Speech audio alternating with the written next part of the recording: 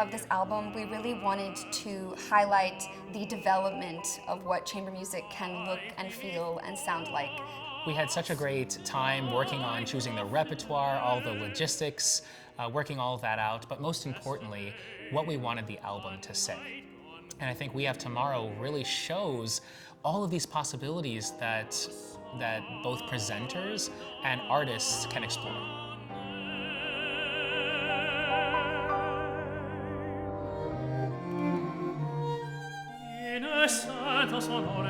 Probably have to say that the foray, the culmination of all of us together, speaks to me so much.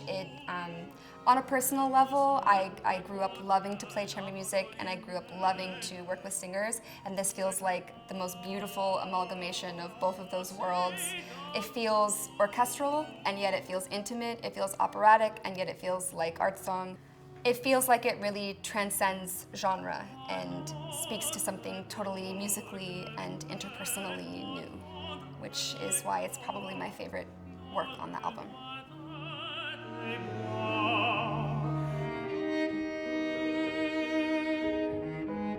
So I got to discover a piece that I didn't know from Amy Beach, which is Chanson d'amour for cello, piano and voice.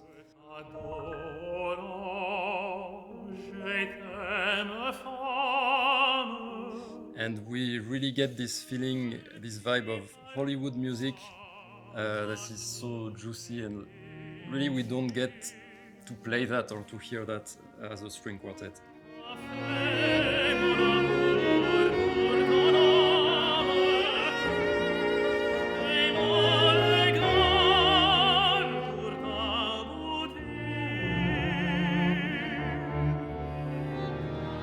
But also it was very exciting, to discover the songs from Amy Beach and the Shepherd's Triptych.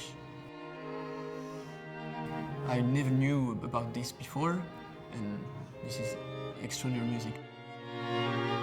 The ones that are speaking to me are the two Florence Price pieces, We Have Tomorrow, which is the title track, and Hold Fast to Dreams.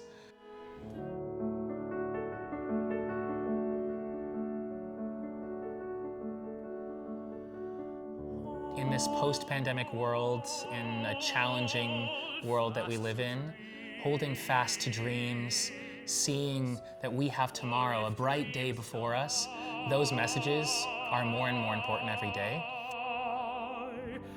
I was covering at Lyric Opera of Chicago in the fall of 2019, covering Larry Brownlee in Barber of Seville. And we went out to lunch, as colleagues do after rehearsal. And I told him about this project I had, this amazing team of artists, a lot of funding and support from festivals and Ryan Opera Center donors, all these people, but I could not find a label. And Larry kind of heard that need, that desire, and reached out to Delos Records on our behalf and opened the door for us. And they're the label that will be releasing We Have Tomorrow this fall, and have been unbelievable support for us as we kind of take this artistic journey together, and I couldn't imagine a better partner to bring this to life.